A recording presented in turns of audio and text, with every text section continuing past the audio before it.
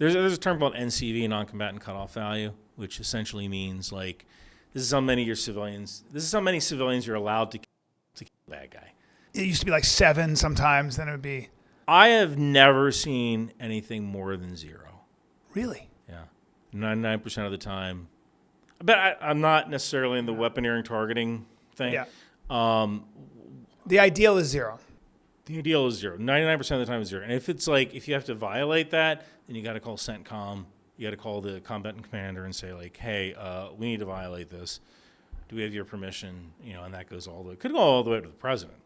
Wow. You go all the way back down. Yeah, take him out. Wow. Right. It's a long process. There might be 2 civilians in that vehicle, and then you make that choice as to whether or not you can get the target.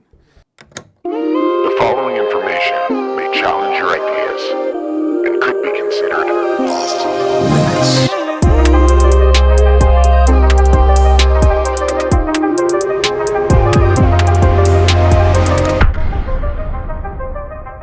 Ryan McBeth, welcome back.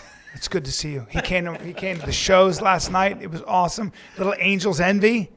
That's what I'm talking about. And you're not drinking? I'm not. It's a little early. This stuff is great. It'll wash out your pussy. Yeah. You'll be able to. I know, man. Well, you're a military guy, dude. I don't do this stuff. I gotta sleep. I resent my own fragility. I resent the fact that I'm so delicate. It's like I need my sleep, and I'm cold right now. And I ate too much before I went to bed, and all that stuff. You don't care. To the everlasting glory of the infantry. It took God 6 days to create the world, and the 7th he created American infantry. He said, boys, take care of it. Sure till I get back. I like that. Well, again, you take the bottle with you. I also brought you Yes. 2 of my novels. Ooh, you're a novelist. You know what? I never intended to be. Yeah. Until a bunch of my fans told me, like, can you write a fiction? I'm like, all right. So The Wind Machine, which is a novel about a hedge fund manager who creates an AI supercomputer and discovers that there's going to be a war with China. Right. And The Last Republic, which is a book that imagines an alternate history where Brigham Young created a Mormon country inside of the U.S. instead of the Utah Territory. And then 170 years later, they're very heavily aligned with Iran. The U.S. doesn't like that, so the U.S. invades. Oh, wow. Yeah. So that's...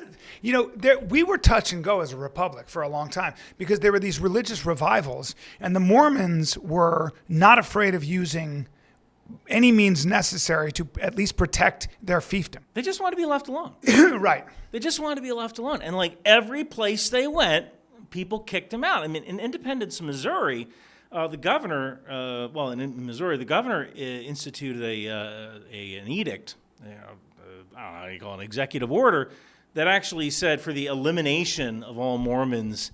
Well, to be fair, they were also practicing polygamy. And in our puritanical society, it's like, at the end of the day, with all due respect to Mormons, because I think the religion does have a lot to offer. It's a lot. Yeah. The tenets are very similar to Buddhism in a way. Like you want to prepare your soul for the afterlife, and you don't want any hang-ups. You don't want any addictions. You don't want any, addictions to sex and caffeine and alcohol and blah, blah, blah. It's great. And they give back a lot. They go on mission and they do that stuff. But having said all that, at the end of the day, it did start as just a bunch of dudes who were like, I want to have sex with a lot of young gals and even underage girls if I could. Hey, God told me, so let's just practice polygamy. How about 5 wives? And then they whittled it down, I think, to 2. Maybe I'm wrong. But I can tell you, we would not be able to run our military without the Church of Jesus Christ of Latter-day Saints. Really? Absolutely. Really? Absolutely. It's because, well, number one, a lot of these guys have really clean backgrounds. So they get into the intel. I know a lot because they get into the intelligence community because they have a clean background. Right. That's number one. Number two, a lot of them go on mission. You need someone who speaks Russian fluently, who lived in Russia for 2 years. Wow. Find someone from the LDS church. Now, they don't have people who know like Arabic and Urdu. Right. But Arabic and Urdu would be a nice thing. For those of you who don't know, Urdu is the language spoken in Pakistan. Yeah, you're absolutely right. That's wild. But yeah, that's very interesting. That makes sense because everybody smoked weed. Everybody did something. Well, Not them. I mean, cocaine. I mean, are we judging by lines here? but everybody fucked up. This podcast is brought to you by Vinia. Now, let me tell you about Vinia. I'm not a supplement guy. And I'm supposed to take vitamin D3. I don't do that. I get the sun. I do take creatine. I take a multivitamin. But for the most part, the only other thing I take is Vinia, and here's why. And I've been doing it now for 3 months, and I can honestly say I feel a difference in my energy. What does Vinia do? It's basically red grape powder. It's got a powerful polyphenol that increases nitric oxide. Nitric oxide is what dilates your blood vessel and increases blood flow. And Vinia is clinically proven to do that, to dilate your blood vessels by 70%. So it increases blood flow by 70%, up to 70% in clinical trials. All I can tell you is that as somebody who's very skeptical, and for me, when Vinia came to me as a sponsor, I had to talk to their founder. I had to look at their basically their facilities, and I had to do my own research. And then finally, I had to see if it worked for me. And I'm sold. I'm sold. So as somebody who did their research on this stuff and somebody who used themselves as a guinea pig, I actually believe in this supplement wholeheartedly. It increases blood flow. Nitric oxide levels, when they rise in your body, that's what does it. And that is a good marker for improved health. I've talked to doctors about it. I've talked to my personal doctor about it. I've talked to a scientist who worked at Johns Hopkins, who's a doctor. So I'm a big believer in this. There are ways to do this with drugs. There are also ways to do this with red grape powder and essentially what Vinia is. So I'm a huge believer. Vinia.com/Callen. Give it a shot. You will not be disappointed. You get a 60-day, try it for 60 days. And if you're not completely satisfied, send it back. They'll give you your money back. But I guarantee, I have a feeling that if you try it, you will feel the difference and you'll be hooked on it for life. That's what I am. I believe in it. So Vinia.com/Callen. Try it for 60 days and let me know what you think. Hit me up and let me know if I really want to know what you think because I'm sold. Thanks a lot. Let's get back to the podcast with Ryan McBeth. Well, I got one more thing for you, and that is a Ryan McBeth challenge coin. I got to shake your hand when I give this to you. You know what a challenge coin is, right? I've gotten challenge coins. It's got my face on the front, and if you turn it over, that's my ass. It's accurate to the hair. Fantastic, dude. I'm a little horny right now. I apologize. I'm going to put this right here. It matches the green of my green shirt. I've never worn this shirt, but this is kind of my rugged shirt. So that's very interesting. That makes sense. I guess the Mormon faith keeps you nice, goody two-shoes and very clean with a very clean background. Why is it, do you think, that our intelligence agencies, if they do indeed do this, why do they have to recruit from people who have a very clean background? Why not get people who are complicated? Well, have you heard the acronym MICE? No. All right. So MICE stands for money, ideology, compromise, and ego. Right? So those are 4 things that can get you to flip and talk to someone else. Now, I'm not a human intelligence guy. I'm not a counterintelligence guy. I'm a Cybint guy. I find the bad guys and I give that to my client, and then, right? Yeah. But I'm not looking for bad guys in the. Those of you listening, he just went like that with his hand, and that sounds like we drop a bomb. Yes, we drop a bomb. We drop many bombs.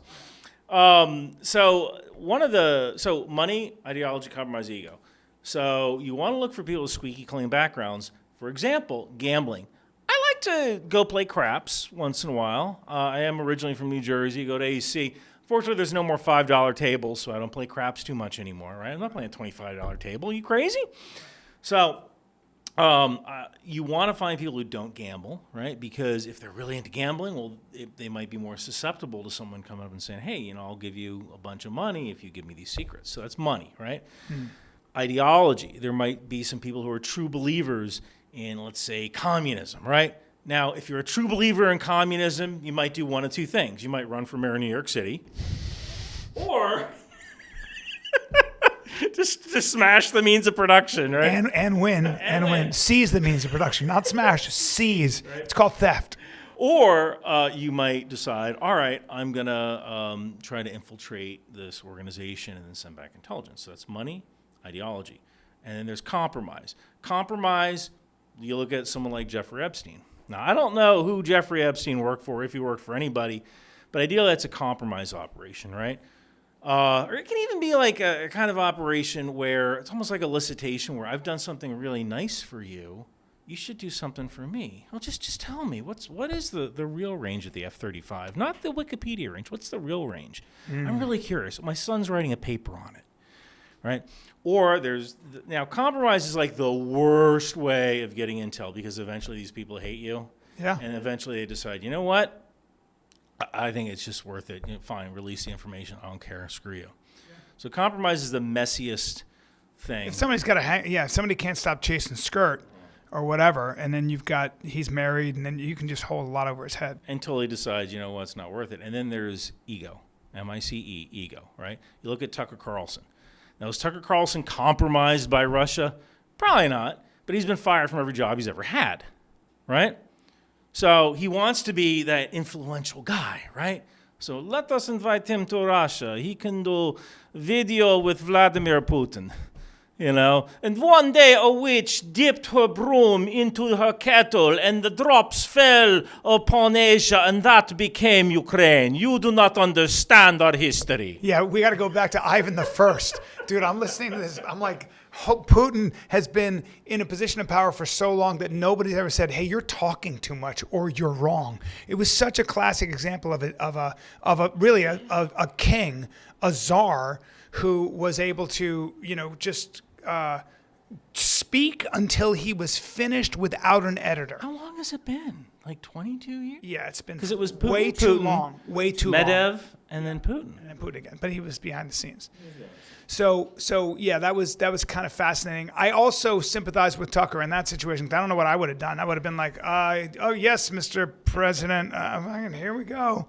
It was weird. It was not helpful. I think that's the problem with I don't think I'm speaking out of turn. Rogan has had the opportunity to interview a lot of world leaders, and there are two things that stop him. One is, he doesn't know enough to kind of correct the record when they start speaking, and he also knows that he's not going to get the real person. He's going to get the leader who's speaking on behalf of his country, and there's a robotic nature to that. There's a script no matter what. So I remember when Vice President Harris, thought about going on the show, but she only wanted to do an hour. And you can keep a mask on for an hour. Yeah. You can't keep a mask on for 3. No.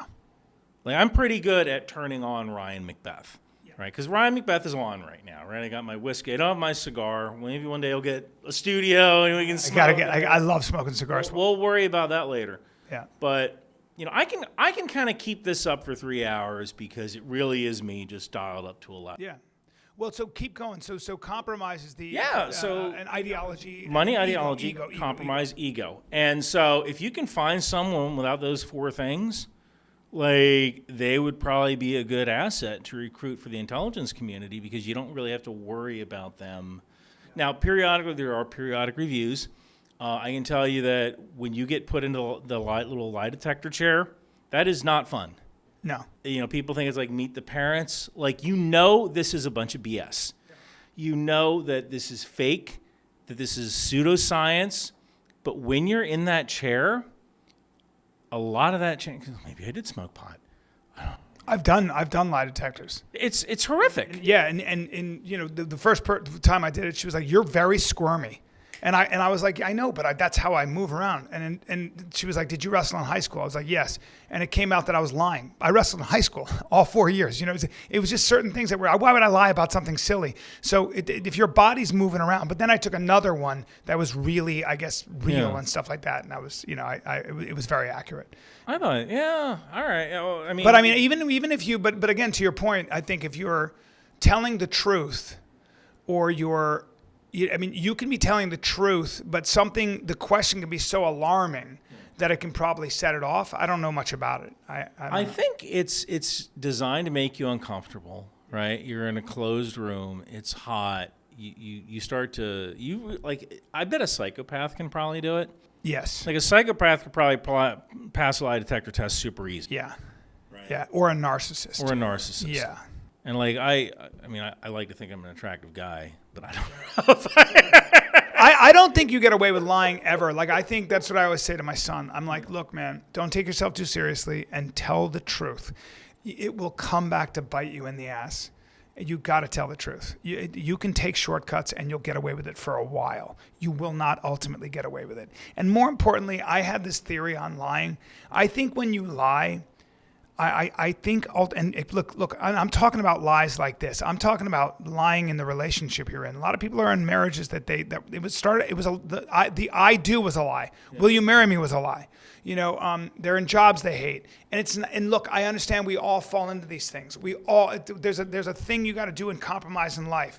But I really believe that when you don't practice radical honesty, which is not convenient and sometimes maybe impossible, I do think it leads to blockages in your psyche and your physical apparatus. I really do. I think a lot of things like depression, anxiety, and even sickness probably come from the fact that you're just not working with a clean slate. And let's be honest, sometimes it's sometimes working with a clean slate, like you got children to feed. You got to do this job you hate. Yeah. You're in a marriage and you don't want to be in that marriage, but you got children, so you're doing it for other people. There's a martyrdom thing there, but anyway, that's a whole different topic. Let's stick to. I'd be the worst father. So I don't know if that's that analogy. Daddy's too drunk to get you your medicine. Give me an hour. I think you'd be a good father. I know you now. I would be the worst.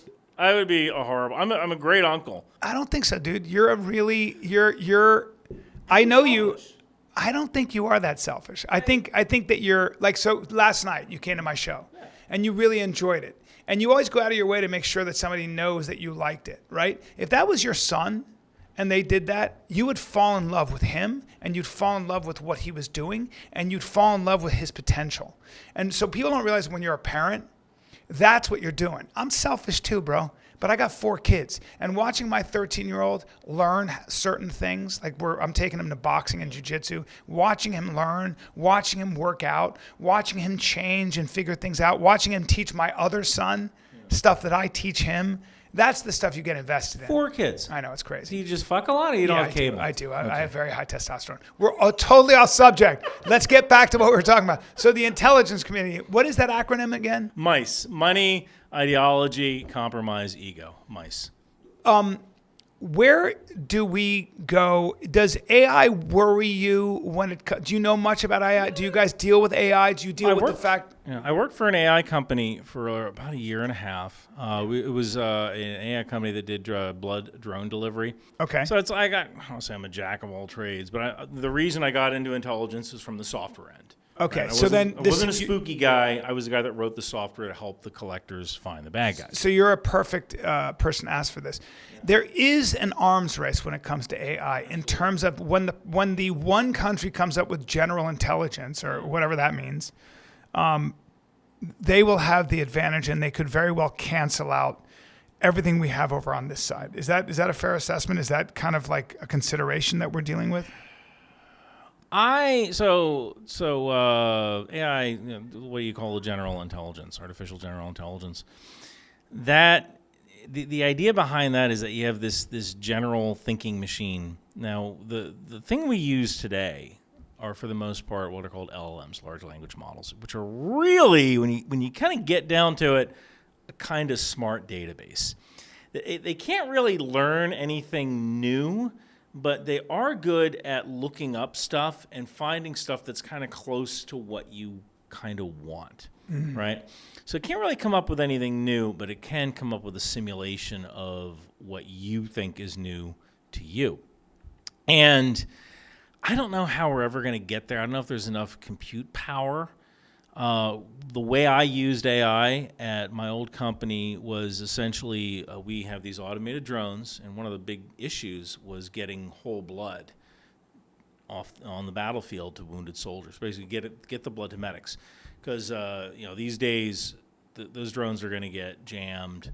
Yeah. They're going to get shot out of the sky. But if you can put AI on a drone and have it fly really, really low and have it figure out how to get to its target, drop the blood in a blood box, blood thermos, and fly back, you'll save a lot of lives. Aren't a lot of people getting killed in the Ukraine war with drones? Is that it used to be artillery. 75% of all injuries in Ukraine, deaths and injuries in Ukraine, were from artillery. Now it's 75% drones. God damn, dude. And the big thing now is fiber optic drones, which can't be jammed. Fiber optic. Fiber optic drones. What are those? So imagine you have a drone, and behind it is a spool of very thin wire. It's about the thickness of a human hair. Now, through that wire, they don't send power, but they send commands, and they send back video, crystal clear video. So I'm sure you've seen in... I hate it. And I hate seeing Russians die. I hate seeing Ukrainians die. It fucking sucks. hate it, man. But these AI-powered drones, or not AI-powered drones, these drones, they receive their command down the wire, and average range 20 kilometers, so 13 miles, I think, roughly. And then you can get up to 50 kilometers in some models. Damn. And what are they? Are they fitted with explosives? Do they drop grenades, or do they crash into the person? Yeah, so the FPV drones, first-person view drones, are mostly fitted with explosives that are detonated on contact. So they'll have a little contact wire sticking out when those two wires come together. That completes the circuit that detonates the bomb. I heard there's a video around where this Hezbollah commander, who was responsible for a lot of deaths, I guess, and they had this drone that came down. His house was kind of blown away, but he was there, and he was like begging for his life, and the drone just stopped. Sinwar. Yeah. Is that who it was? Yeah, Sinwar. Oh, It was the head of Hamas. Oh The shit! guy died, he threw like a broom at it, and Oh, so they got him with a. they didn't even know who it was until they came back. They just thought it was just some dude. Because I saw. They came back the next day and were like, oh crap, let's get the DNA off this guy. This might be Sinwar. Wow, Took him about a day. it did. Okay, figured so out they who it got was. him with a drone. Yeah. And then I think his brother took over. I think they got his brother Yeah, I think they as did, too. well. Were you skeptical of the Iran bombing of the taking out of what's that place called? Well, there were three sites. Were you? Because Estefan- it seemed to be a rousing success. I don't know, and it seems like to Trump's credit, probably he was. Yeah, I thought to myself, I had a joke when I got on stage. I was like, the Israelis, the Americans bombed Iran. I'm sure that won't spin out of control at all. I'm sure we'll have their own ramifications. But it does seem we were very disciplined about what we decided to do and then pulled back. And I think that's the Trump sort of like, doctrine, it feels like. It's like, let's not do more than we have to. I actually didn't think it was a good idea to do, but I give the president credit for doing it. You didn't think it was a good idea? I didn't think it was a good idea, and not because we couldn't do it. We were 100% within our capabilities of doing it. And I'm not saying this as a political thing, but I'm saying this as a realistic thing. One of my big fears is that for almost 4 years, we've had a lot of people come into the country who don't know who they are or where they are. And there is a non-zero chance that Iranian actors or their proxies have entered the country, and they're just waiting to be activated. And so, to me, the Israelis were handling it. They were getting the job done. Maybe they had to use a commando team or something. But I personally, if I was in the room with the president, I would have counseled against him performing the strike. Because you were afraid that they would activate cells within the United States. They would activate cells. And, we're arresting dudes at Home Depot. I mean, okay. Right. I mean, I get it. It plays well to the base, but we need to be finding these freaking Iranians and Chinese that entered the country in the past 4 years. So we don't know where they are. That's what I'm concerned about. Right. So, but to give credit to the president, he is the freaking president. He made a decision. Once you make that decision, you back that president up and you give them the information they need. I think that particular mission was likely successful. And essentially, we dropped these 3,000-pound bombs, 30,000-pound bombs into a shaft, just like Star Wars, right? Like So we found the shaft and put it right in there. So the first strike, at least this is in Fordo. First strike, there was a cap over top of the shaft because I guess even the Iranians have watched Star Wars and we're like, you know what, this is kind of a glaring problem here. Let's go ahead and put a cap on that. Let's put a concrete cap on that. It was probably a raised cap. It was a couple feet above the ground that allowed it to vent all its heat. So the U.S. came along. First bomb blew off the cap, and the other 5 bombs went down that shaft. Explosion after explosion after explosion. And from what I understand, centrifuges are sensitive even to vibrations. They're spinning at the speed of sound. So the whole idea behind the centrifuge, you have uranium-238 and uranium-235. Uranium-235 is the explodey kind. Right, that's the kind you want. That's the explodey kind. The explodey kind. And then you have uranium-238, which is a little bit heavier, 3 neutrons heavier. And so with uranium-238, you want to separate that from the 235. You do it by spinning it in a centrifuge. A portion of the uranium-238 goes to the sides. You take out the stuff in the center, which still has some uranium-238 in it, and you put it through another centrifuge. And you just chain them. Until you get pure 235? As close until it's like 90% pure. Like for a nuclear reactor, you need between 3 and 5% uranium-235. Naturally occurring, it's like 0.072%, I think. And so now when you get that weapons grade uranium, what do you do with that? Well, when you have about, God, I want to say it's, oh my God, was it 17 pounds, 13 pounds? I'm trying to do this from memory, which is bad when you're on a podcast. I might be thinking kilos. But we actually know the physics of it. When we were building the atomic bomb, we didn't even test the little boy design, which was a uranium design, because we knew if you take, I want to say it's 13 kilos or 30, let's say it's 30 pounds of uranium. If you take 30 pounds of uranium and push it together really fast, it will go critical. It will enter a chain reaction. So if you take 2 pieces of 235 and smash them together? It will create a nuclear reaction. Wow. A chain reaction. Wow. That's easy. We knew that years before. That wasn't the hard part of the Manhattan Project. The hard part of the Manhattan Project, I mean, did you ever watch Oppenheimer? I didn't. You didn't? But I know the story. All right, yeah. So, the Oppenheimer was about building the gadget, which was the plutonium bomb. Plutonium, a little bit harder to do. You have to have a certain amount of plutonium, which you manufacture in a nuclear reactor, and then you put explosives around the pit, and you do a compression. You so that it smashes so the it atoms smashes together? everything together. Sometimes you'll inject tritium inside the center, and that way, like, there's a lot of extra neutrons to use to make the reaction better. But this is very high level science. But like, really, the story of the Manhattan Project was a story about like how we built the bomb, and that's not the story. That's like 10% of the story. 90% of the story is making the uranium to manufacture the little boy, and we used gaseous diffusion. Where essentially, this was at Oak Ridge, Tennessee. We took uranium hexafluoride. So we take uranium, turn it into a gas, uranium hexafluoride, and we push it through a membrane. And then, like the little, because since uranium-238 is a little bit heavier, most of it gets trapped on the side of the membrane, and then the rest we push through another membrane, and then another, and another. Dude, think about the brains that came up with this engineering feat. Like, you got to know so many things along the way. It's crazy. You know what was even more secret than the atomic bomb? No. Penicillin. Why? First of all, it saves lives. It's an antibiotic. Well, but Alexander Fleming, like that penicillin? Yeah, that penicillin. They, what was crazy was that when soldiers were joining, 10% of soldiers joining the military during World War II had a venereal disease.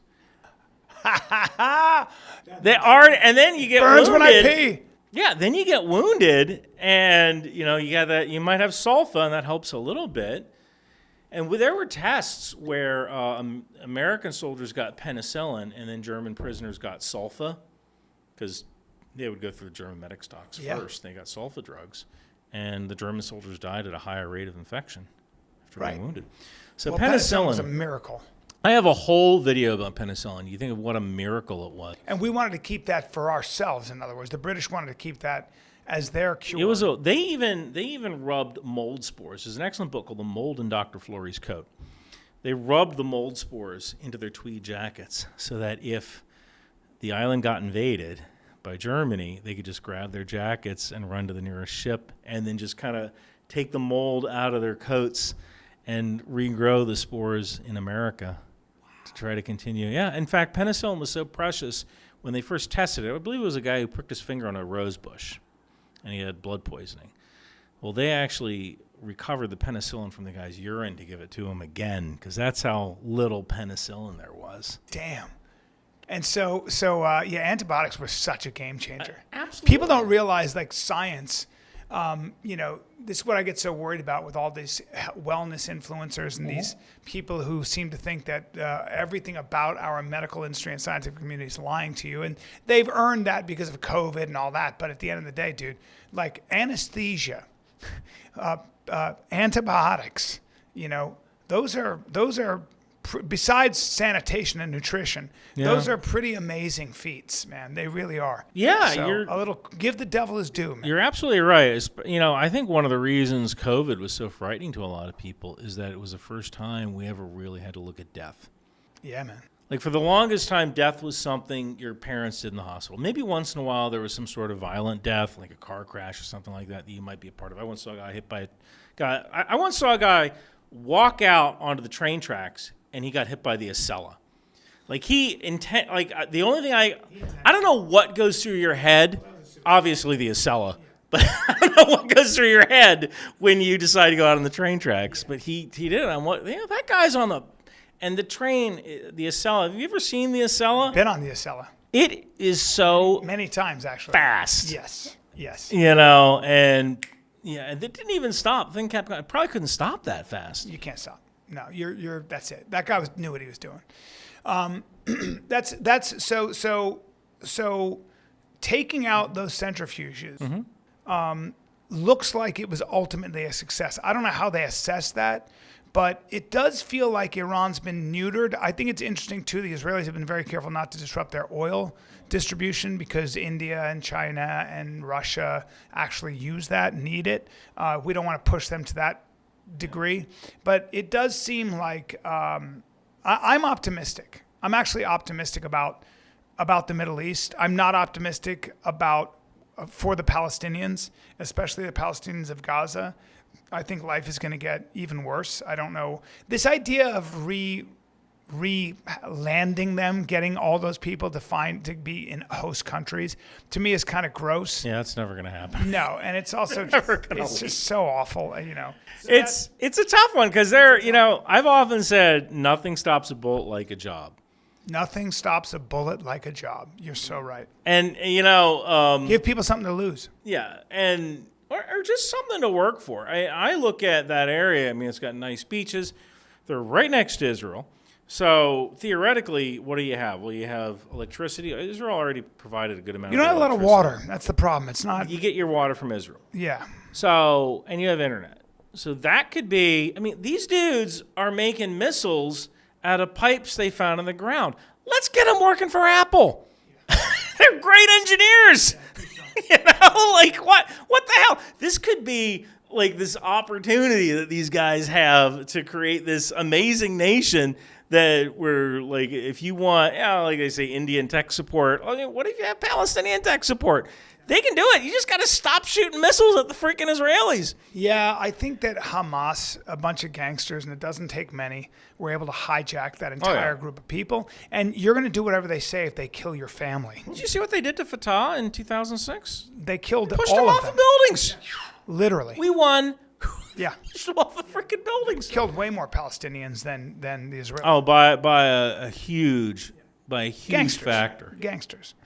And that's what happens when people get radicalized. You get the sociopaths that come to the top, and then they take over, blah, blah, blah. So we are sponsored by Aura. And Aura, basically, when we were just talking about cybersecurity, and they're one of your sponsors as well, and you know a lot about cybersecurity.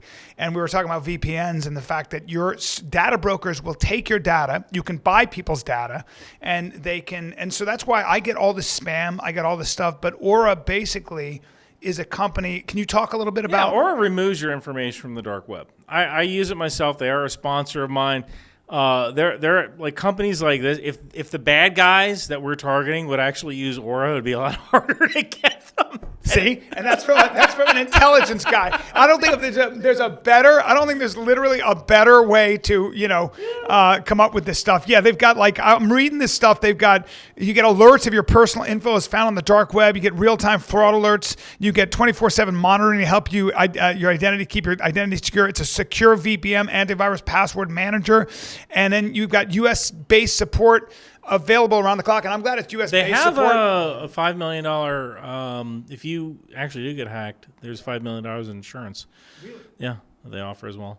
All right, well, go to aura.com/Callen. Try it for 14 days for free. And I think that's enough time pretty much for you, or start scrubbing your personal info as well. Takes about 2 weeks Okay, for so them 2 to weeks. figure it out. Great. Give it a shot, man. What do you got to lose? Try 14 days for free. I'm sure you'll keep them in your back pocket there. They're an important thing. So thanks for helping me with that. Aura.com/Callen. And this is coming from Ryan McBeth, and so he's an expert. So what do I know? Are you optimistic though about the state of the Middle East for the first time? I am, mainly because I look at Iran. And, for the longest time, Iran's focus wasn't building up their own military. It was building up the IRGC, the Islamic Revolutionary Guard. Yeah, the Islamic Revolutionary Guard Corps, and helping proxies. And now that those proxies have been attrited to all hell, like Hezbollah in Lebanon, they've been contained, kind of like Hamas in Gaza, or they've been rendered almost irrelevant, like the Houthis in Yemen, or their country has been taken over by rebels, which is Syria. Like, Iran doesn't have a lot. They're fresh out of friends. Fresh out of friends. So what's kind of interesting is that Iran is at this weird point, because what they could do now, if they were smart, what they might do is they might invest in actually reaching out to other countries and trying to stop being assholes, and actually, like, all right, let's try to have normal relations.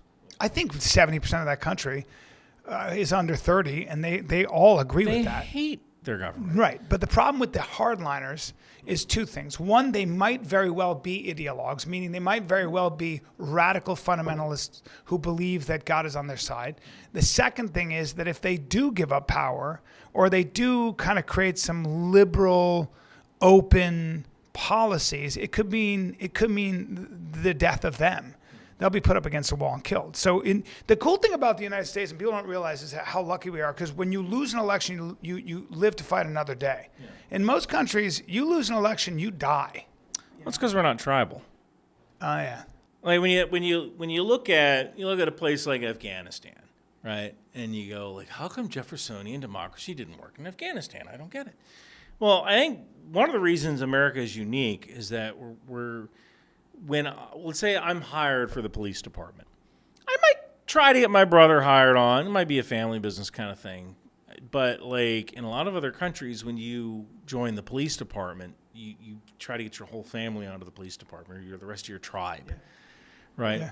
And I think that's one of the reasons why winning an election is a zero-sum game in a lot of other countries. Mm. It's because if you lose, you're right. You're going to be killed, or you're going to lose power to the point where you become irrelevant, or your life is in danger. That's one of the reasons the mafia in this country wasn't able to do what the cartels did in Mexico, and I want to talk about that. Yeah. Because the cartels in Mexico, Mexicans took over, and then they get other Mexicans. The Italian mafia in this country was like, we're going to take over the world. And the Irish cops were like, what? No, you're not. You're not fucking taking it. This is my neighborhood too, bitch. And so you had there were these checks and balances. You had the Poles who weren't going to be hanging out with obviously Catholicism and Christianity, and they all intermarried. Yeah. But that's kind of what shook the whole thing up. It wasn't like the Italians get to control things. You had the Irish police chief and all his buddies going, you're not taking over my fucking neighborhood. Get out. You think you're a tough guy? I'm a tough guy. And it was a really great check and balance. I buy that. I never thought about that. But I now that you mention that, that's actually a really good point. It's exactly what happens. Why communism failed. Communism failed because Marx had this idea, so did Engels, that the workers would unite across spectrum. So the workers, the people who are, you hear a lot of this bullshit, and my issue with communism is that giving the workers all this credit for building things, no, it's the dude who comes up with the ideas and takes all the risks and puts his capital up. That's what drives growth. I can always hire people to do, robotic work, or just work that, you can always get somebody to be a good worker. worker. That's not the rare individual is the risk taker who can visualize, the visionary like Steve Jobs and Elon Musk and stuff. But that's a whole different argument for it. But at the end of the day, what Marx didn't count on was that the Italian worker was not going to be loyal to the Polish worker or to the Spanish worker or to the British worker. No, dude, I don't relate to you because you have the same kind of job I do. I relate to my people because we speak the same language. We fall under the same, our country and our borders fall under like stories, myths of how we were founded, what our credo is, where we're headed, all that stuff. And so I'm way more loyal to my king, my aristocracy, as a peasant in Russia or in, Italy than I am to some other country over there who happens to share an ideology with me because I'm a worker. Get the fuck out of here. And that was why communism didn't take over the world. It wasn't workers unite. That doesn't work. And the other thing about this country is when you say workers unite and you get Mamdani talking about season and means of production, what he fails to realize is Americans are in love with the idea that I may be poor today, but I could be rich tomorrow. That is a huge part of the American spirit. Yeah, man, I'm working on something. I'm parking cars right now. I'm waiting tables right now. But I got a plan. I got an idea, and I'm going to build a business around that idea, and I'll be Bezos one day, too. That is one of the neat things about America. I know a guy he's Haitian. He came to this country, and I think he did start parking cars. And then he started selling used iPhones on, like, eBay. He started his own phone shop, and then he got a phone shop in the mall. And then he got a college degree, and then he became a project manager. And then he's working.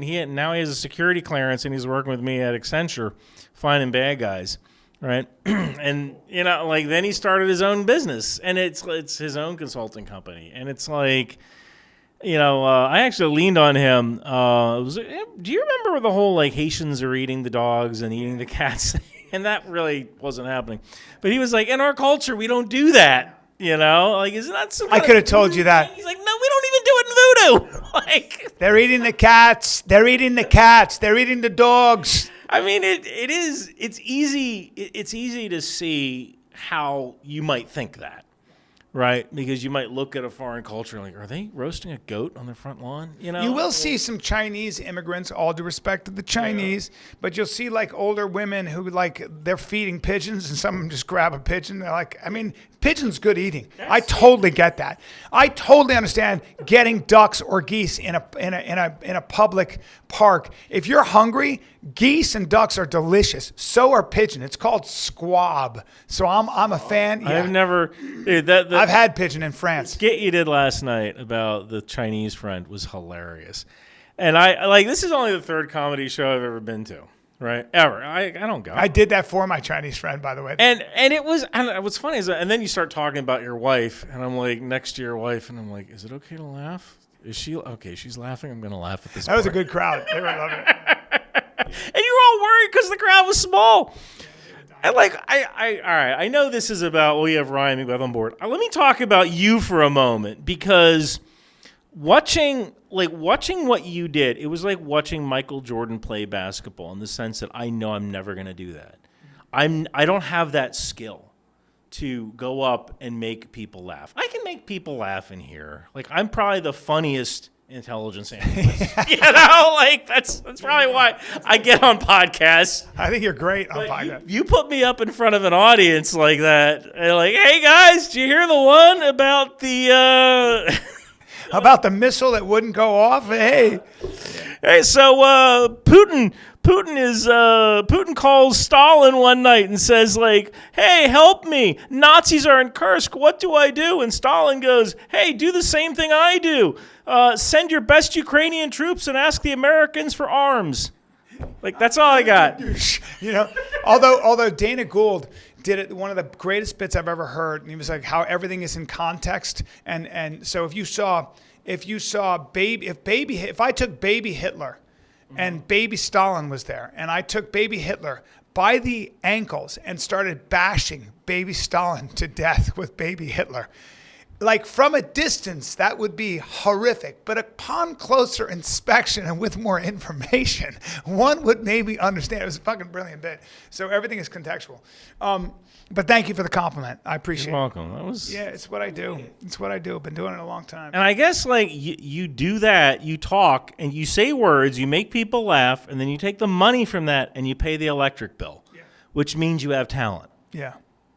Well, I will say, like my father said to me, you know, do you know that you've paid your bills and made a lot of money and have provided a great life for yourself and your family for 30 years using your imagination? And I never thought of that because I've never had a second job. I've been able to do that for 30 years. Crazy. It's crazy, right? So I was like, that's great. I'll take that. Who was the guy last night? He was a little overweight. So I think his name started with a P. Parsons. Peyton Ruddy. Hilarious, dude. So good. He's a great comic, too. That's a young dude, too. And he was great, right? So he's what, 25, 26? Yeah, Peyton's probably definitely in his 20s. I don't think he's definitely not 30. And so he's only going to get better if he keeps doing it. That kid's great. He's just so funny, man. He's just so funny. Because I was watching him thinking like, man, I should get his Instagram and like reach out to him when I need to do a video. Yeah, Peyton Ruddy. He's a killer. He's a regular at the mothership, which is not easy to do, and he's just got a great future ahead of him. I love that kid. We've got a lot of talent in that thing. Shane Gillis, you saw the last of his thing.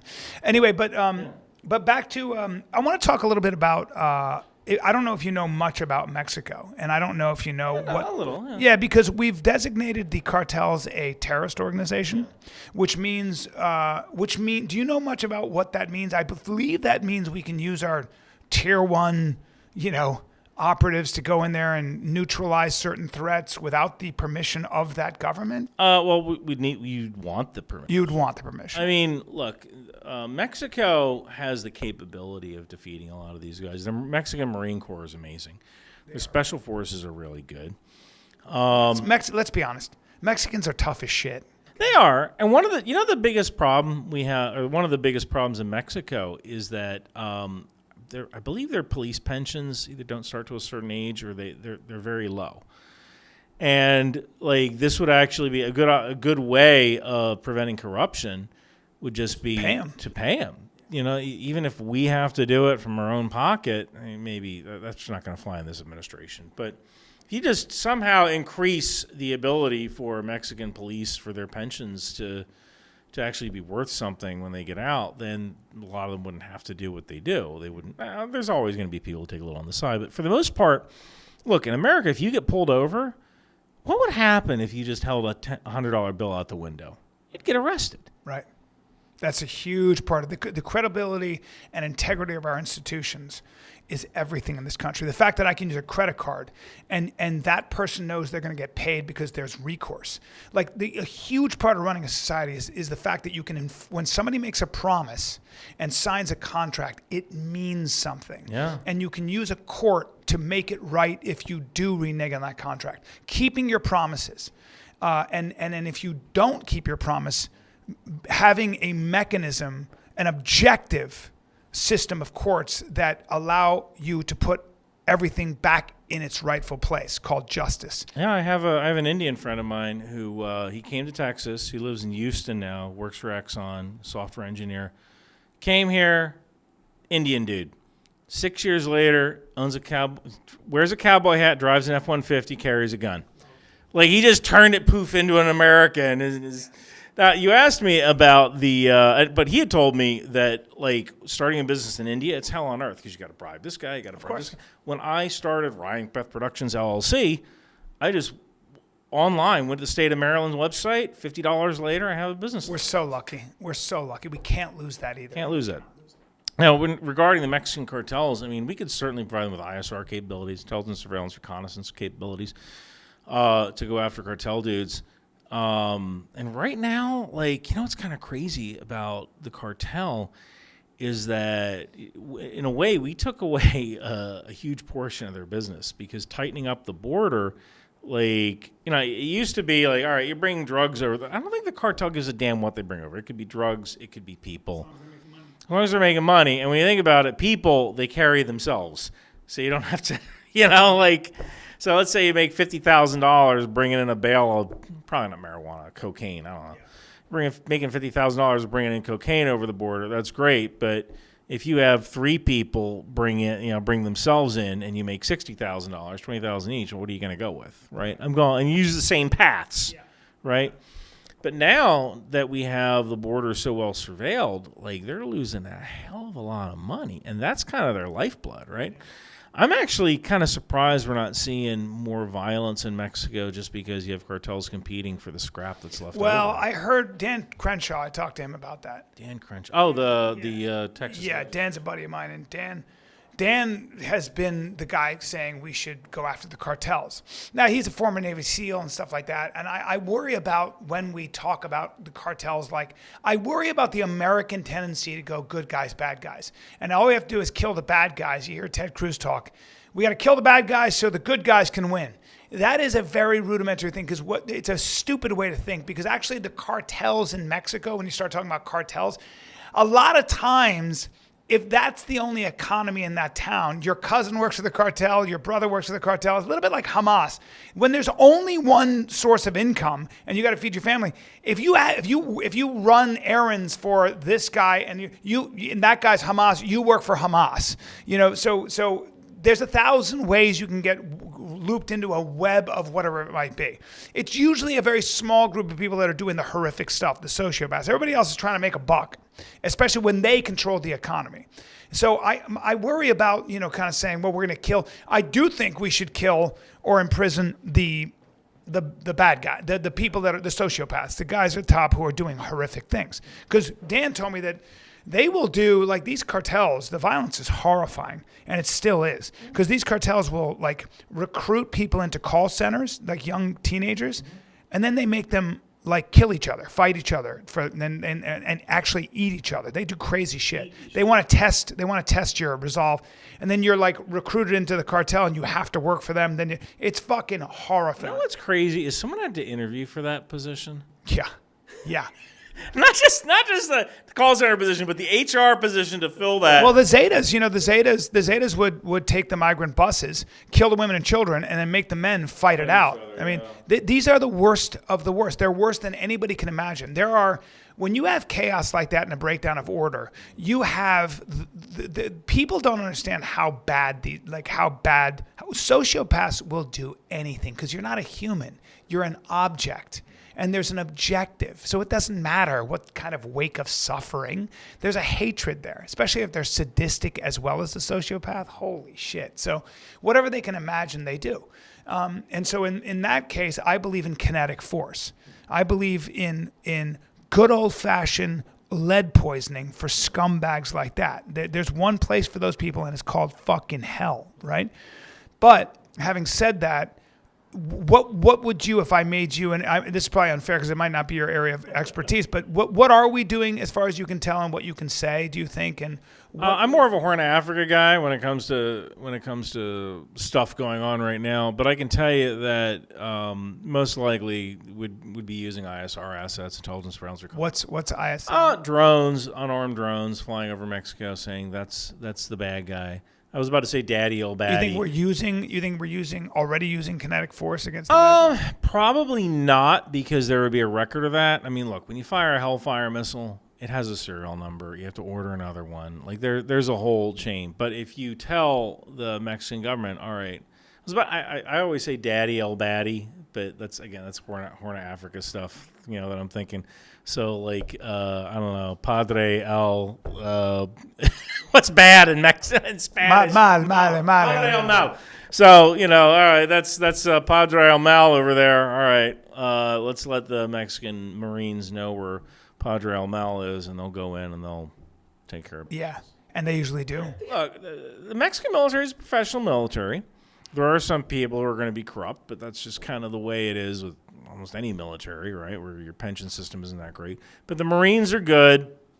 Mexico does have an Air Force. They have a capable Air Force for what their Air Force can do for close air support. The problem is when the cartel takes over the police department in those places. Yeah. Oh, yeah. I mean, there's all that shit.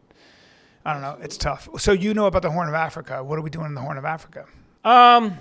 It's just a little bit of this, a little bit of that. Like, You're saying the south of Africa. well, so we're talking about the Bab el-Mandeb Strait, Red Sea, the Gulf of Aden. That's where the Houthis are. Oh, right. It's also where Somalia is. A lot of bad guys. So East Africa. Yeah, I once had it's funny. I once got woken up at like 3 a.m. and this dude was calling me. He was like, "Hey Ryan, the system was bricked." I'm like, how'd you brick number one, how the hell did you brick the system? What's that mean, brick? Brick, like the system isn't working anymore. So we have this system that I worked on, this software system. It's called Aegeon. Finds bad guys. And these guys were in a control center, and there's what's called an aerostat. A big balloon goes up about a mile in some of the big ones, but I think this one's about 2,000 feet. So this aerostat looks over the battlefield with cameras and sensors to find the bad guy. And like Daddy El-Badi calls his mom every Friday at 1 o'clock, right? He calls his mom every Friday. Like, you'd think they would switch up their phones. Some of them do. Most of them don't. They call their mom every day. And they're like, all right, well, we know that guy's there. We know he drives a Toyota Land Cruiser with a dent in the left rear quarter panel. We know his brother is his driver. So, is he on the move? Okay, he's on the move. And we figure out we can hit them when they're at this road juncture because there's no civilians on either side. Right? We figure that stuff out. I don't do the weaponeering part. I just find. Well, we take into account civilians and collateral always, damage. Yeah. Always. Yeah. There's a term called NCV, non-combatant cutoff value, which essentially means like this is how many civilians you're allowed to kill the bad guy. It used to be like 7 sometimes. Then it would be. I have never seen anything more than 0. Really? Yeah, 99% of the time. But I'm not necessarily in the weaponeering targeting thing. The ideal is 0. The ideal is 0. 99% of the time is 0. And if it's like, if you have to violate that, then you got to call CENTCOM. You got to call the combatant commander and say like, hey, we need to violate this. Do we have your permission? And that goes all the way. Could go all the way to the president.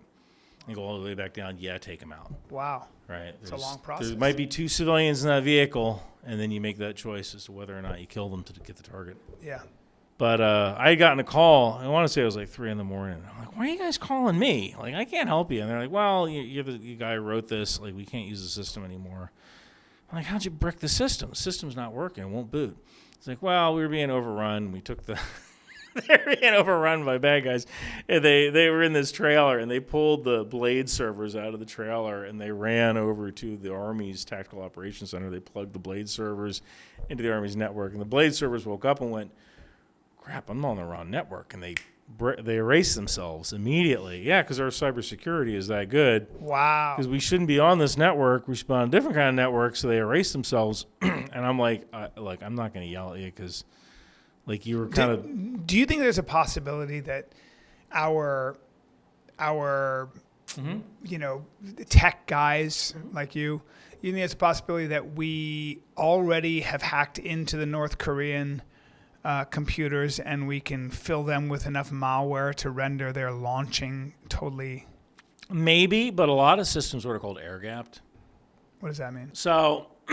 This whiskey bottle, so you can't see this, but you have this whiskey bottle here. This might be the public internet. And this cup right here, that cup might be the it's offline. Separate network. It's offline. It's offline. Now, there might be something called a CDS, a cross-domain solution, that connects this to this, but they're monitoring that, and they can turn it off, and they can only let certain traffic through.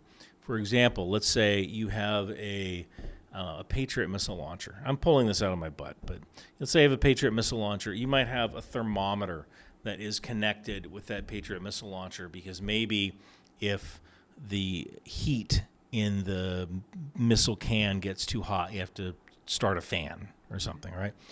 So the data coming in from that thermometer should only be temperature in Fahrenheit or Celsius. So if you get text coming in, if you get characters coming in, that's a possibility. That's a breach, right? So the cross-domain solution sits on the network connection and only allows certain kinds of information. So there's a kind of a middleman there. So there might be. There's also something called a tech called a diode, which allows data in but doesn't allow data to get out. So I mean, unless we somehow figure out I don't know of any ways of attacking air-gapped systems without physically going in there with a thumb drive. Did you ever hear how we we were able to essentially intercept all the Russian communications? They found out that the embassy, I think it was the Russian embassy in Washington, D.C., they found out who had come up with the blueprint, or who the construction, the people that built it. And they dug underground and they put a scrambler onto their mainframe wire or something, and they were able to basically capture everything that came in from their intel overseas into that embassy. Kind of cool. And so we were able to we knew exactly what the Russians were doing forever. Yeah, you could call that a man-in-the-middle attack.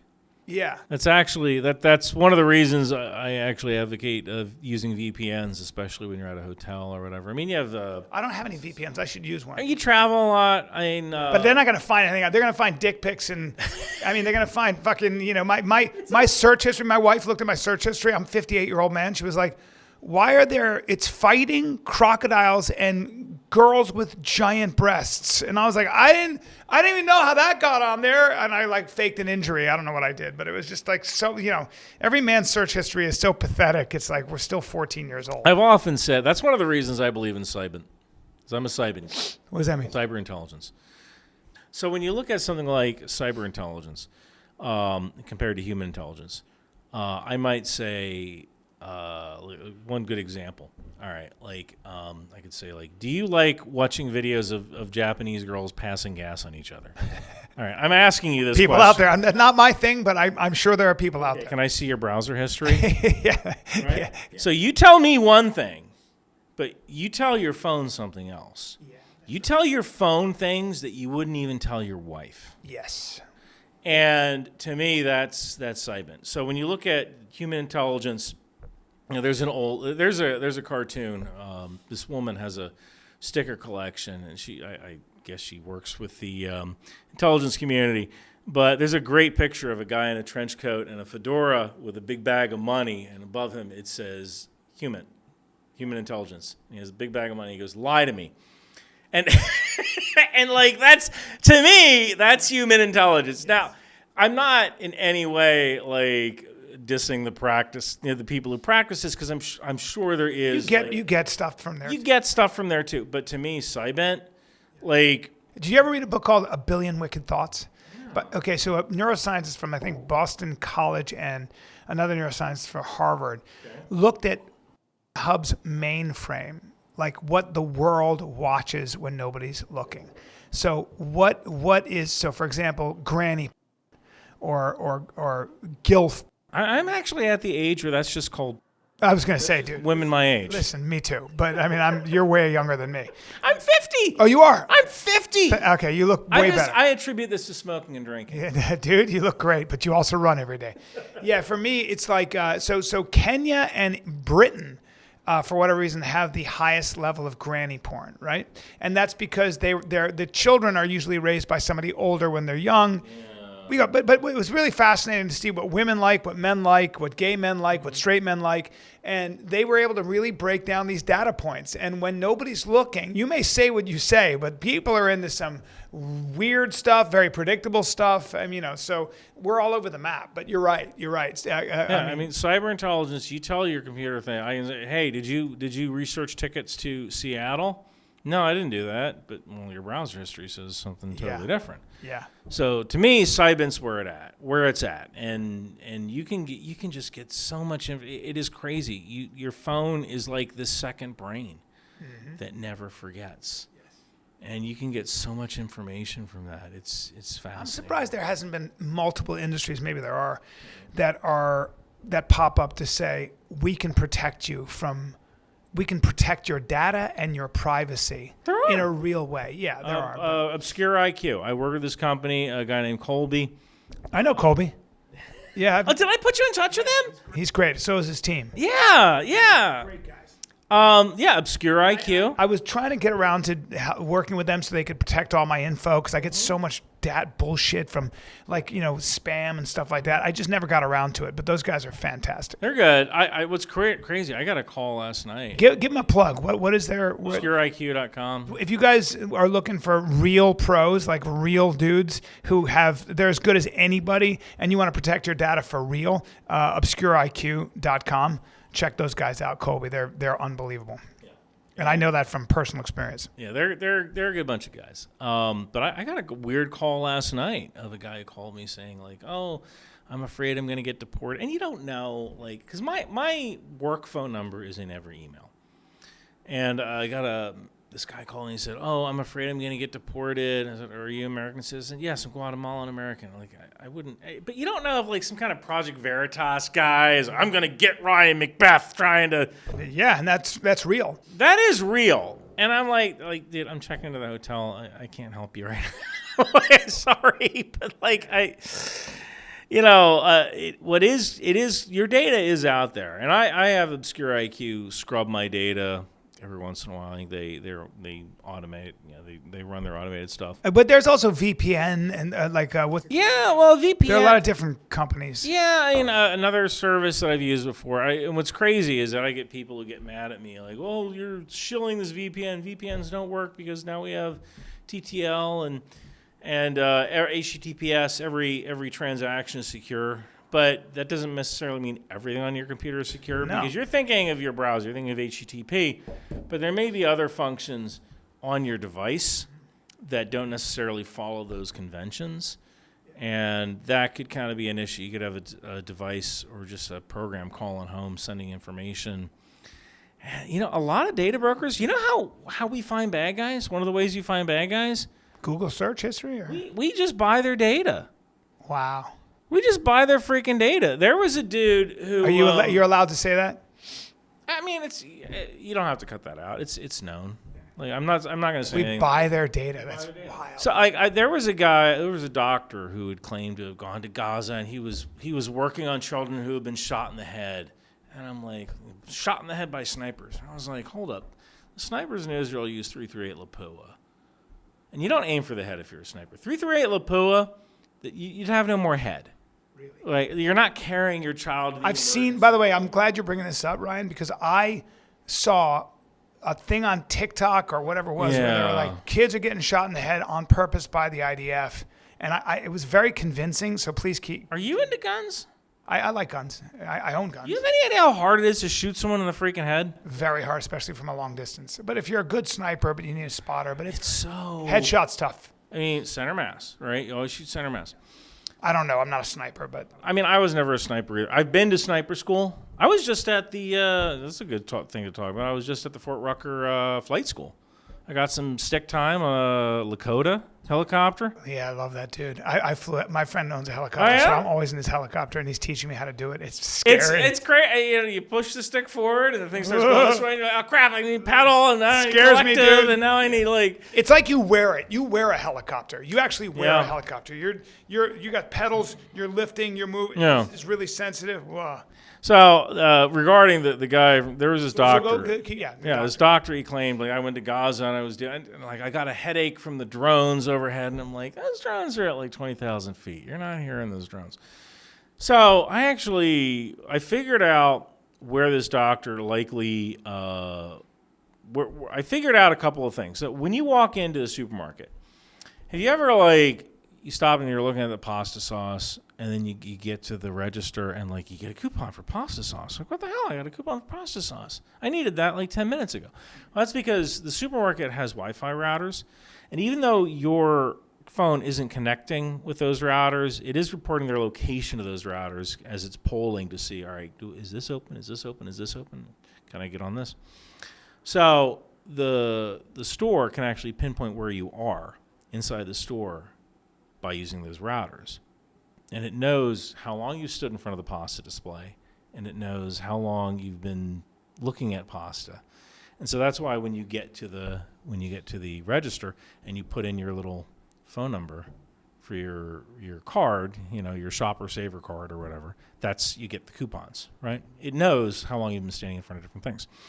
Well, from that, you can develop a profile. All right? You can develop a targeting profile. I don't know if you heard about the woman who, there was a girl whose parents got all mad because this girl was sent ads from Target for baby supplies. Like they had a bunch of coupons. It turns out she was pregnant. And her family's like, how come you're getting these ads? Because they know your migratory shopping pattern, and they go, she's pregnant. She doesn't know They it knew yet. she was pregnant for the family now. So this doctor, essentially, I figured out he had 3 offices in Northern Virginia. And so I just bought the data for Northern Virginia, and I said, all right, what phone signals are likely coming from these 3 offices? And I only found one phone that goes to all 3 offices. All right, and then the next thing I do is go, all right, well, where does this phone go to bed at night? All right, now I know where this guy lives. Now, has this phone been to Newark, or has this phone been to JFK, Newark, or Dulles? Well, this phone hasn't been to Dulles. It wasn't in Dulles when he said he was flying to Egypt. It didn't ping in Dulles. It didn't ping in Newark. It didn't ping in JFK. It didn't ping in Cairo. It didn't ping in Rafah. This guy was never in Gaza, or he brought a different phone. Wow. Or he brought a different phone. He might. I can't prove that. Okay. I can't prove that he didn't bring a different phone. We have a data point that can. But based on the headshots that didn't really happen, or the drones above, and So the snipers wouldn't be shooting kids in the head, because if they were, you wouldn't have a head to treat. You wouldn't have a head to treat. Not with 338 Lapoa. But the other interesting thing is that when you're a sniper, like it's easy for people who are not in the military. It's really easy to go, oh my God, those snipers, they're just killing children. And it doesn't even have to be about Gaza. It could be like in general. Like if you're a sniper and you're in a hide site, like snipers really aren't about shooting. They're about stalking, right? They're about getting to that hide site and waiting for 3-4 days. I've been to sniper school. Yeah, to do that one shot. Are you just going to shoot a kid for the lulz and give away your freaking hide site? That what tactical advantage is that? I think the idea was that there were radicals within the IDF who were looking for revenge, and I'm sure that's always the case. I'm sure you have rogue elements within units, but then that would call into question transparency and the fact that you wouldn't have your other guys calling you out on that. Dude, you freaking do something that stupid, you're never coming out with me again. That's right. I will. Because that's a war crime. I mean, you can get prosecuted for that. Yes, but also, like, I want to live. I want to go home and play Xbox again. I don't want you shooting some kid and you just giving away our position that it took 6 freaking hours to crawl here, and you just gave away our position to shoot. Screw you. You are never coming out with us again. I want to go home at the end of the night, not have my position revealed by because you wanted to freaking be John Rambo. Yeah. And I also think that as a rogue, I'm sure there are scumbags. There are scumbags. But I happen to know, I've talked to guys I've even talked to tier 1 guys who said that on raids, you would have some guys that would do shit like that. Like they'd come in and just go crazy. And the team and the commands was like, you can get the fuck out of here. You're out of our unit. You're out of the military, or they'd get prosecuted. So it's really true. It's like, it's way more disciplined than people give it credit. I'm sure I know that there's chaos. I've never been to combat. Yeah. I don't want to speak too much, but I don't have trouble believing that there's a lot of discipline, even when people aren't looking. People are looking, I would imagine. Yeah, I mean, it's that, and also it's like, I mean, I knew a guy who freaking, I don't know how much I can say about that. Like, I'm trying to think. He was baiting people. Yeah. He was baiting people, and he would put parts, like IED parts out, and then some dude would walk up, hey, what's that? Yeah, that's it. And that's like... Yeah. There are some bad people in the world. He was a bad dude. And he shit wrote me letters and stuff, and I'm like, I should probably give this a CID, because... Yeah. That's a murderer. Yeah, it's a murderer. There's a difference between war and murder. I sleep like a baby at night. Yeah, I know plenty of guys who would agree with that, who've seen a lot of combat. Some, but anyway, I try to stay out of that because I don't know enough. But, what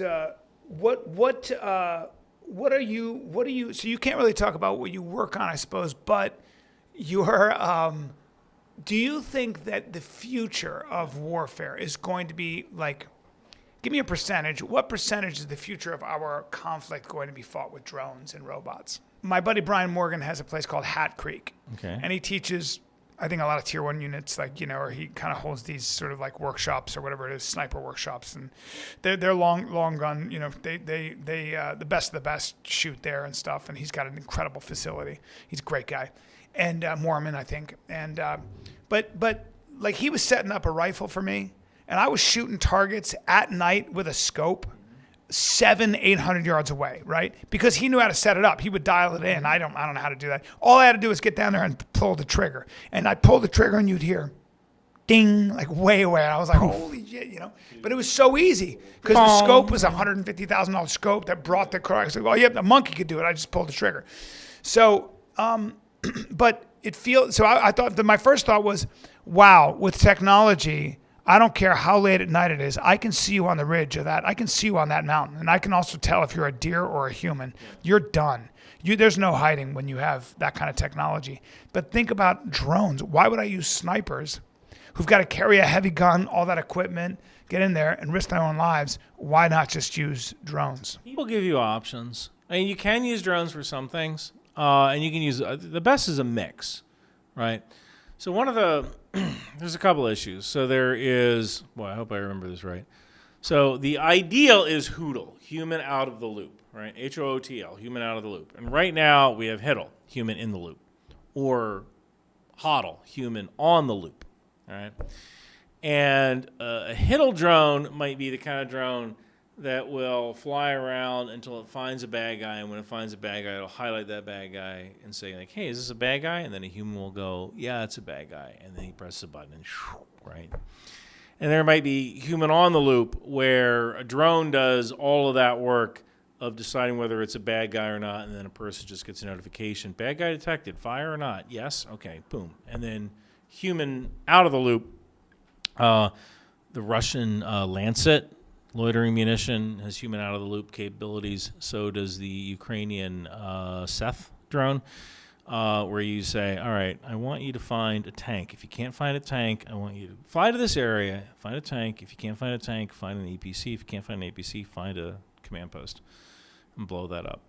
If you can't find any of those things, then return to base. So as a Ukrainian or Russian soldier, you're always like this with a gun, basically. Dude, just getting to your position is a nightmare. Because you see drones overhead, and you don't know, is that a friendly drone or is that an enemy drone? You don't know what that is necessarily. Now you're shooting birds out of a sky. Well, you might not necessarily want to shoot. I mean, when you spotting a drone at the kind of ranges drones can spot you are very difficult. People always say, why don't you give them shotguns? Oh, yes, let's carry an extra weapon. Yeah. Right? And, well, what happens at night? You're done. One of the reasons I've often said, like, you know, the people who say, why don't we just, like, whenever you hear someone say, why don't we just, that's a good indicator that what they're about to say, they have not thought through, like, at all, right? Well, you just don't know. I mean, if you haven't been, like, in the field or commanding a field or looking at, you know. I recently did a briefing for the Army for their intelligence, like an intelligence unit professional development, where I went in and I talked about drones in a research paper that I did, the current status of drones in Ukraine. And I actually said to them, forget everything I just told you. At the end of the briefing, I said, forget everything I just told you, because in 6 to 8 weeks, it's going to change. When the war in Ukraine started, drones were changing every 6 to 8 months. Like, remember the Bayraktar? They made a song about, hey, Bayraktar. You know, the Bayraktar TB2, Turkish drone, worked great for about 2-3 weeks, and the Russians figured out how to jam it. By summer, it was pretty much relegated to rear-line intelligence, surveillance, reconnaissance roles. It wasn't dropping micro-munitions anymore. And then every 6 to 8 weeks, there's like, and now we're in the phase where like a lot of the drones that they're firing are guided by wire. They're guided by fiber optic cable. Now in the future, what I can see, because you asked this question, in the future I can see, boy, it's tough to give a percentage, but I could easily see 50%. Like the idea of a loyal wingman, the idea of being an infantryman. See, one of the issues is battery. Like the idea of like robots that are marching with their little battery, like that's great. The battery lasts an hour. Like, you know, I actually did the math once, and it's like fat. Like if you had an entire battery made of fat, it would like last, at the exact time, but like last 48 hours or something like that. Like the amount of fat that a battery, like fat is like the What is best. fat? Fat, like what I have in my gut. Fat. I mean, if you look at the using fat as an energy source compared to using a lithium-ion battery, it's like not even. It's like 200 to 1 or something. Really? Fat's a better Fat. Well, yeah. I mean, look, we've had, God, how long have humans been a species? 300,000 years? We've had 300,000 years to perfect this. How long have we had lithium-ion batteries? Wow. I mean, fat is such an efficient, We need a breakthrough in material sciences. Yeah, because a drone, like the kind of drone, like a biped drone, you see the Boston Dynamics robots dancing and stuff like that. That's great until the battery fails. How long does batteries last? About an hour. That's it. About an hour.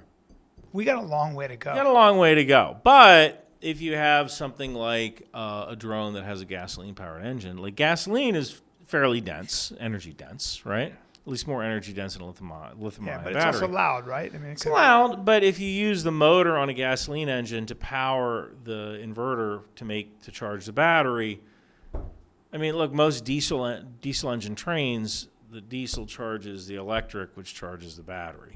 I mean, you drive a coal-powered car. It really is a coal-powered car. Whenever you drive your Tesla, just imagine like little puffs of coal coming out of it. Blows my mind. We have a magic rock that can boil water. We're not using it. Let's use the magic rock. You mean you talking about coal or you talking Uranium. about uranium? I was going to say. Use the magic rock. Why don't we use uranium? It's so stupid. Like if you look at the is. amount of there's literally like the amount of waste you can put after 30 years. You can fit it in a basketball court. And nuclear reactors, like I think they produce water, fresh water or something. Oh, that might be fusion, but yeah, nuclear reactors they'll take in depending. They're clean though; it's clean burning. It doesn't produce any emissions. There's some radioactive waste. So why the fuck can't we get out of our own way? Is it just because of 3 Mile? Oh my God, radiation! Yeah, 3 Mile Island. Oh my God, radiation and ignorance. Ignorance makes the world dirtier. That's what's funny. Ignorance. Well, you know, I drive a pickup truck now. You know, I had a Tesla. And I got rid of my Model 3. You know what pissed me? It was two things that pissed me off. The first was the damn B pillar, because the B pillar kept popping off. What's the B pillar? The pillar between the front door and the rear door. It's called the B pillar. Yeah. Think of the letter B. I don't have that problem with my Tesla. Okay. Well, I had a 3. 3 Teslas, never had one problem. Oh my God, the B pillar, freaking, with the trim would just pop. It would pop right off, and I'd get in the car and it would pop open. I'm like, God damn it! I'll try to push it back. That's so annoying. And I was like, Ford solved this problem like 30 years ago when they said, "Crap, the Japanese are going to beat us. We need to make cars that actually work."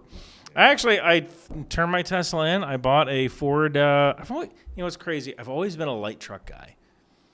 I was in the military. I had a Ford 1998 Ford Ranger extended cab. It was perfect for a young E5 because you couldn't fit a fat girl in there. You know, you could only go out with skinny girls, right? Like it helped reduce the odds of you getting someone from Watertown in your car that you don't want in your car, right? Or someone from El Paso, unless right? You're into thick girls, you know. So, like, you know, when you drive that thing, it was the perfect car for an NCO. You know, you don't need a lot, right? Like, you just need light truck.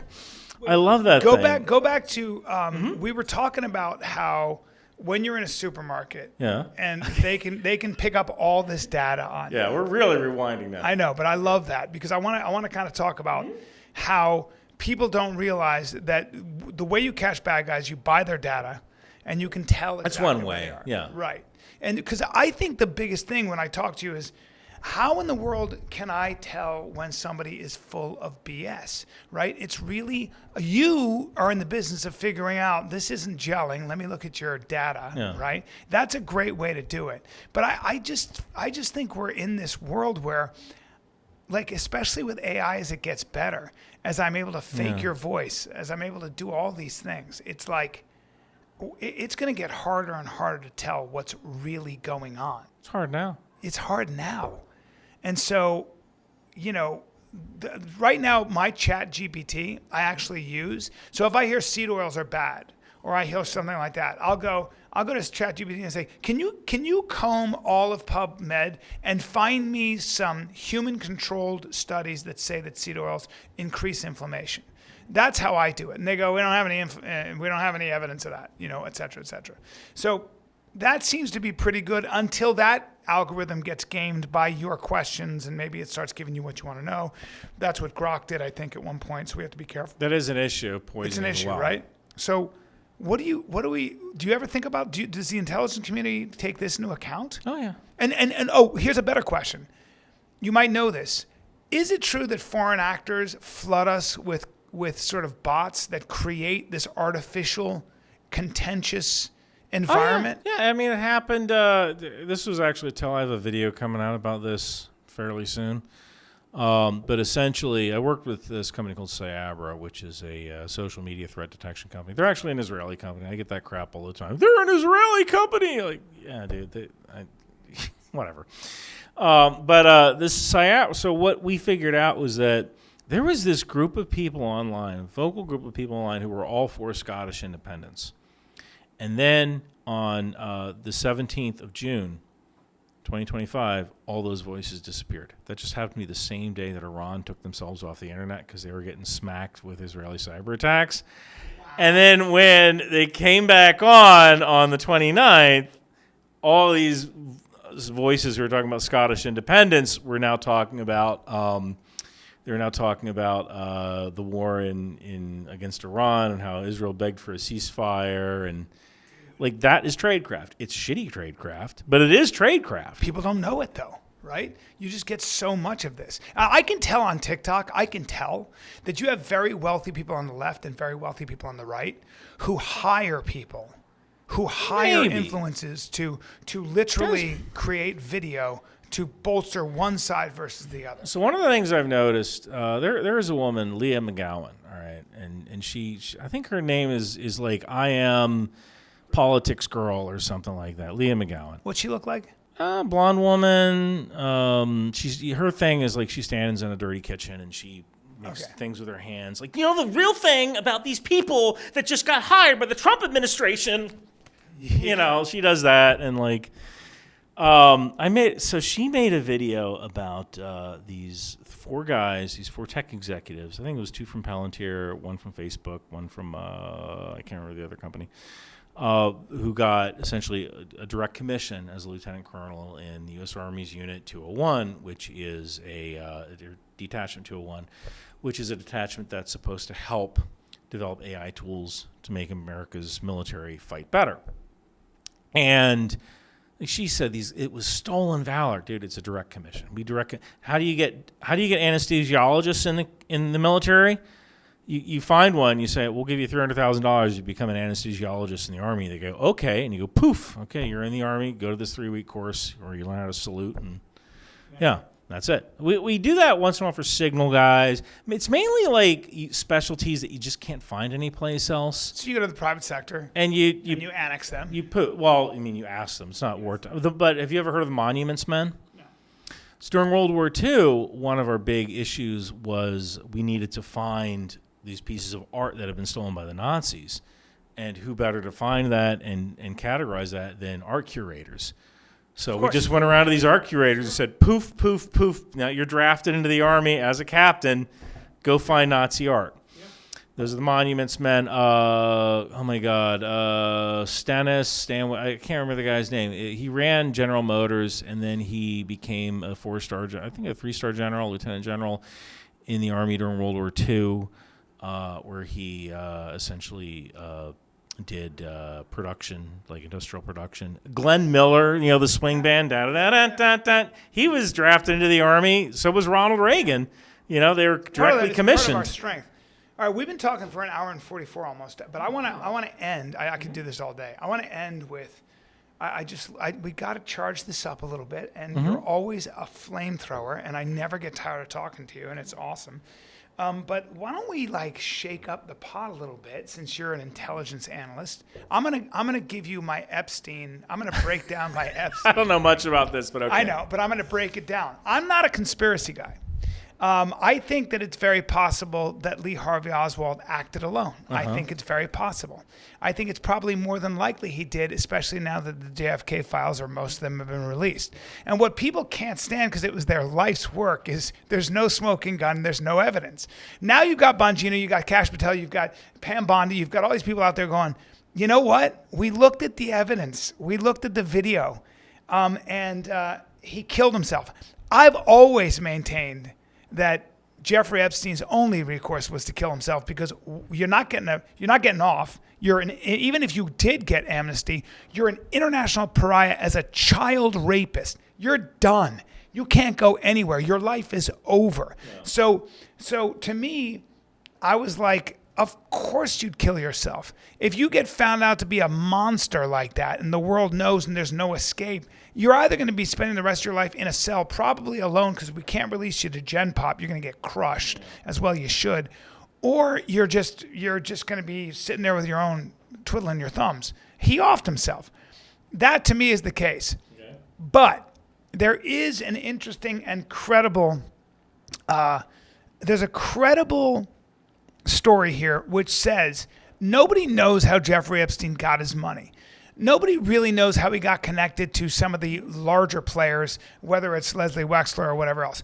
We do probably have a good working idea that maybe Jeffrey Epstein was an asset of Mossad who came up, who somebody, paid for this island, paid for the Lolita Express, and said, your job is to have a great time, feed your gross, creepy proclivities, but also get American politicians, American businessmen, powerful people, all over the world for that matter, get them in compromising positions. We'll do the rest.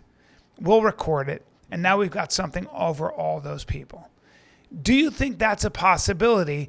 And do you think that all of that is being covered up by the higher ups in our administration because it would expose either Israeli and American intelligence cooperation, or simply the fact that the Israelis were getting information on powerful Americans, which was a hostile act, and we don't want that information out there, and nor do the Israelis? That's a very good question. I can say, first of all, I have to say that as soon as you start talking about this, I think of the comedian Adriana Lapucci. I don't know if you know who she is.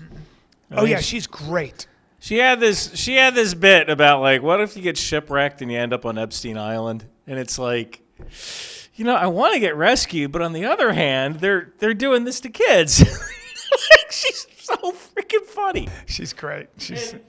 And she has a great Netflix special where she talks about this. But so that's what I was thinking of. Like, God damn, that was a good joke. Yeah. Yeah. Or I should say that there is a non-zero chance that Israel would do something like that, just to cast a wide net. There's a non-zero chance. Non-zero chance. So there's no chance.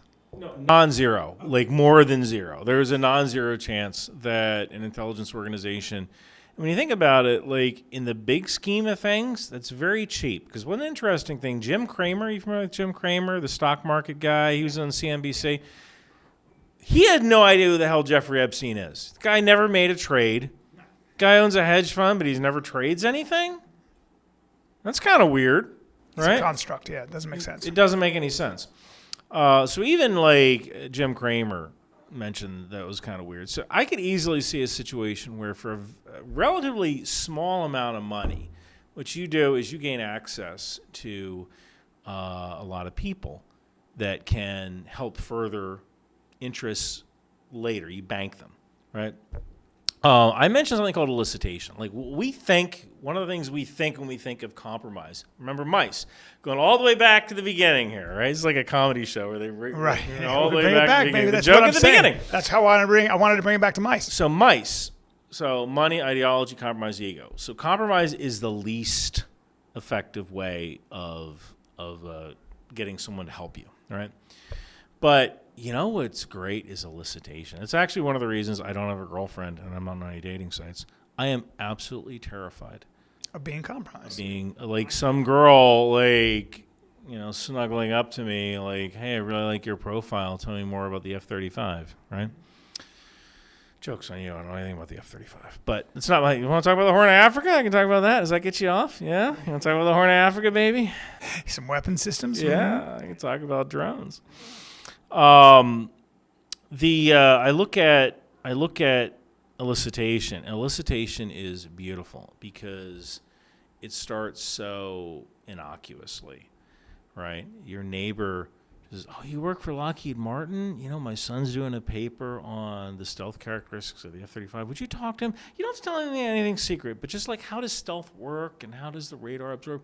And it's called mosaic, where you just take little pieces of things, and people have said you put it together, and now you have the bigger picture.